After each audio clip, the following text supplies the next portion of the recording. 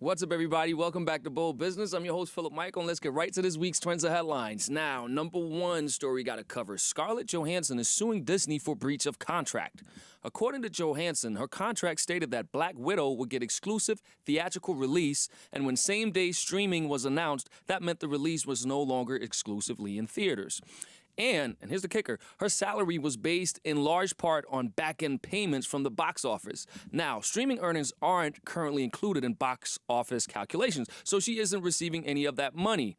Johansson's claim is the same that theater owners across the country have. Streaming limits box office success. And if contracts aren't renegotiated, it limits earning power for many involved. Now, this is one of those tricky situations. Obviously, back in the day, you only had one way of coming out seeing new releases. Even with big events like fights, you would go closed circuit, then pay-per-view, then streaming came around. And the same thing with movies, feature films. This is a situation where it, from the studio side, may be a loophole, but from Scarlett Johansson's side, it's a situation where, wait a minute, you found a higher bidder that helps you, but it doesn't help me because my earnings were tied to the back end and you basically screwed me. So it's one of those things where she probably has a case, but will it hold up in court?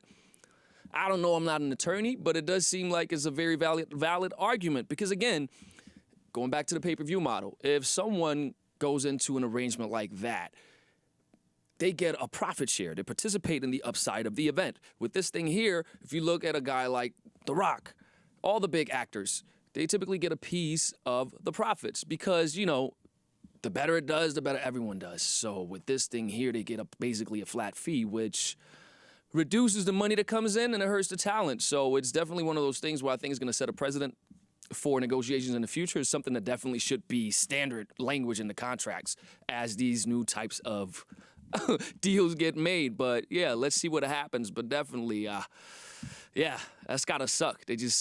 It's like a retroactive bait and switch, and now she makes less money. Not cool. Let's see what happens. But on to the next thing. Next, Trevor Milton, the founder of electric car company Nikola, a federal grand jury charged him with criminal fraud for lying about, quote, nearly all aspects of the business, end quote. Of course, the billionaire is maintaining his innocence, saying that the investigation was incompetent and faulty. He's currently out on a $100 million bond secured against two of his properties in Utah. It's a lot of money. Now, Nikola went public back in June 2020, and prosecutors alleged that Milton started lying about the company's technology, products, and future sales projections to pump up the stock value for his own gain, at least starting in March 2020. They also say he used a SPAC to take the company public to target amateur retail investors looking to make money on a lower price stock and make himself richer. Now, of course, the stock has plummeted since his arrest. And that's one of those things, right? With stocks, you put stuff out there, the SEC watches you, right? They watch you. So if you try to pull some of that funny stuff, they're going to get at you. Just like you saw right here. But it can also be confusing because if you look at the basic structure of what happened, he has a company, he takes it public. A SPAC is a new way a lot of companies have been using to IPO, take their companies public, to go out there and be traded in the public stock exchanges, right? This situation here, there's actually a company, whether he embellished, which he's not allowed to do, whether he lied, which he's definitely not allowed to do, is one thing, but look at how they're doing with some of these cryptocurrencies, where it's new, it's a new type of feel, but there's nothing that really supports the value. There's no underlying asset. It seems as though here there at least is that, but he lied. But it does, again, set a potential precedent because are they now going to go look at cryptocurrencies that don't have any underlying assets? I'm not privy to their balance sheet, but you would assume they have some. I mean, they make cars, right?